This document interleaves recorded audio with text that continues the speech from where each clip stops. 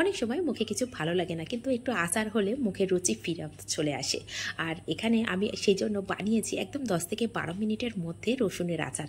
আর রসুনটা আমাদের হাতের কাছে কিন্তু সবসময় থেকেই যায়। সেই জন্য চেষ্টা করলাম আজকে খুব সহজভাবে অল্প সময়ের মধ্যে কোন রেসিপি বানানো যায়। আর দেখলাম রসুনের আচারটা খুব সহজভাবে বানানো যায়, সেটাই শেয়ার করতে চলে আসলাম। তাহলে স্কিপ না করে সম্পূর্ণটা দেখার অনুরোধ রইল। এখানে প্রথমে গ্যাসের উপরে একটা কড়া বসিয়ে দিয়েছি। কড়াটাকে ভালো করে একটু গরম করে নিয়ে এখন দিয়ে দিলাম ছোট একটা বাটি মেপে, সেই বাটির 1.5 বাটি সরিষার তেল। আর সরিষার তেলটা নির্ভর করে কতটা রসুন আমি ব্যবহার করছি তার উপরে। এখানে আমি 200 থেকে 250 গ্রাম রসুন নিয়েছি, সেই রসুনের জন্য এখানে 1.5 বাটি সরিষার তেল একদম পারফেক্ট হয়েছে। এখন দিয়ে দেব হাফ চামচ পাঁচফোড়ন। আর এখানে দেব, আচারটাকে দেখতে অনেক সুন্দর লাগবে সেই জন্যই কিন্তু এখানে 8 থেকে 9টা শুকনো লঙ্কা ব্যবহার করেছি। দিয়ে এখন ফ্লেমটা লো টু মিডিয়ামে রেখে সম্পূর্ণ আচারের রেসিপিটা কিন্তু আমি রেডি করব। একদম হাই ফ্লেমে দেব না। আর এখন নিয়ে নিচ্ছি রসুনটাকে আগে থেকে খুব ভালো করে ছাড়িয়ে রেখেছিলাম, নিয়ে ধুয়ে ভালো করে শুকনো করে রেখে দিয়েছিলাম। এখন সেই রসুনটা নেব আর হাতে নিয়ে দেখুন রসুনগুলো কিন্তু এক একটা এক এক রকম, কোনোটা বড়, কোনোটা ছোট, কোনোটা মাঝারি। একই রকম সাইজ কিন্তু না। রসুনের আচার মানেই কিন্তু এক কোয়া রসুন একই সাইজের হয়, সেটা কিন্তু দেখতেও ভালো লাগে, খেতেও ভীষণ ভালো লাগে।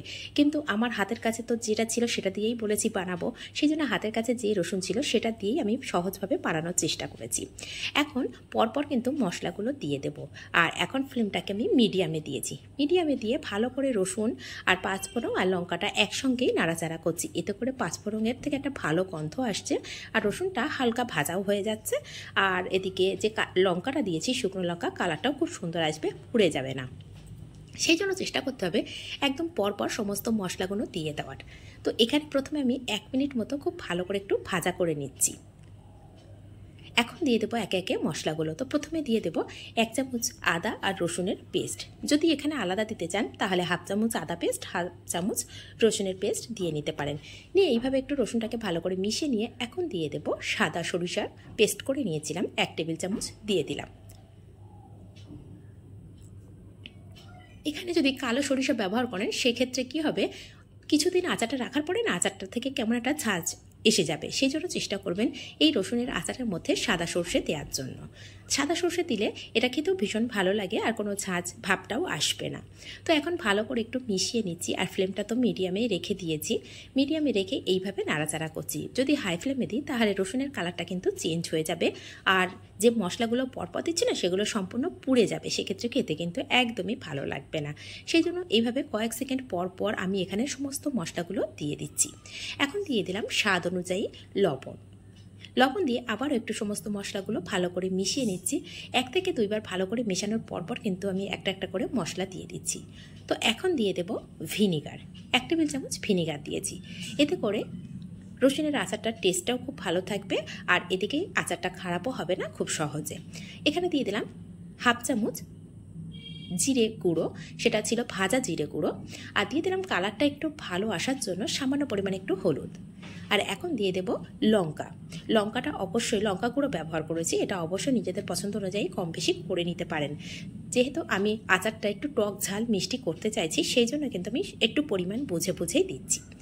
এখন দিয়ে দেব তেঁতুলের মাড় বা তেঁতুলের কাঠ, যেটাই বলে থাকেন। তো তেঁতুলটাকে আগে থেকে ভালো করে ভিজিয়ে রেখেছিলাম, তার থেকে যে কাঠটা হয়েছে সেটাকে আমি দিয়ে দিয়েছি। এই পরিমাণটা অবশ্যই নিজের উপরে নির্ভর করে। আর এখন দিয়ে দিলাম 2 চামচ চিনি, 2 টেবিল চামচ চিনি দিয়েছি।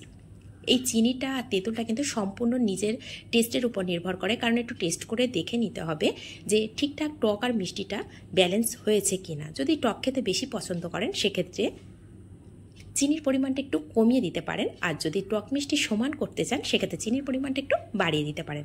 এখন একটা রসুন নিয়ে দেখিয়ে দিচ্ছি, দেখুন রসুনটা কিন্তু খুব ভালো সিদ্ধ হয়নি। ওপর থেকে যখন চাপ দিচ্ছি দেখুন এখন কিন্তু বোঝাই যাচ্ছে যে সিদ্ধ হয়নি। যখন চামচটা ঘুরিয়ে নিয়ে চাপ দিচ্ছি তখন কিন্তু মাঝখান থেকে কেটে যাচ্ছে, তাহলে বুঝতে হবে আচারটা কিন্তু একদম পারফেক্টভাবে হয়ে গেছে।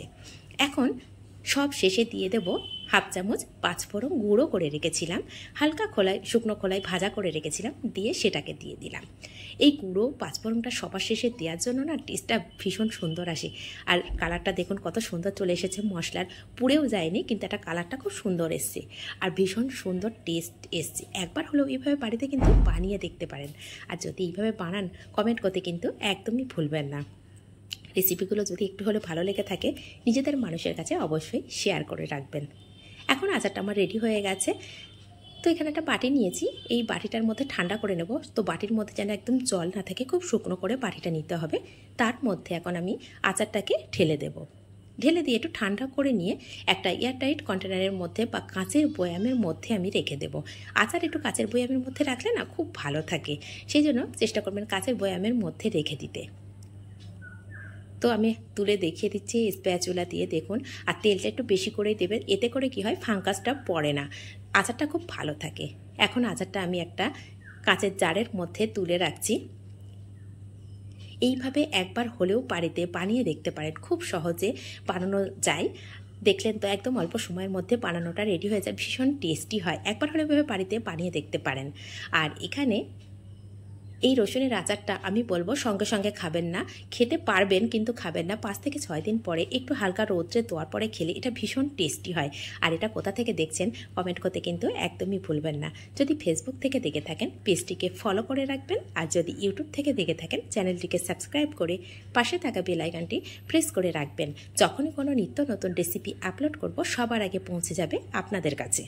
তাহলে রেসিপিগুলো কেমন হচ্ছে কমেন্ট করতে কিন্তু ভুলছেন না। যদি ভালো লেগে থাকে নিজেদের মানুষের কাছে প্লিজ শেয়ার করে দেবেন, যাতে করে তারা এই সহজ রেসিপিগুলো সহজভাবে বাড়িতে বানাতে পারে। তো আমি খুব কাছে থেকে কাঁচের জারটাকে নিয়ে দেখাচ্ছি, দেখুন রসুনের আচারটা দেখতে কতটা সুন্দর হয়েছে, কতটা লোভনীয়। তাহলে আজ এই পর্যন্ত, ধন্যবাদ।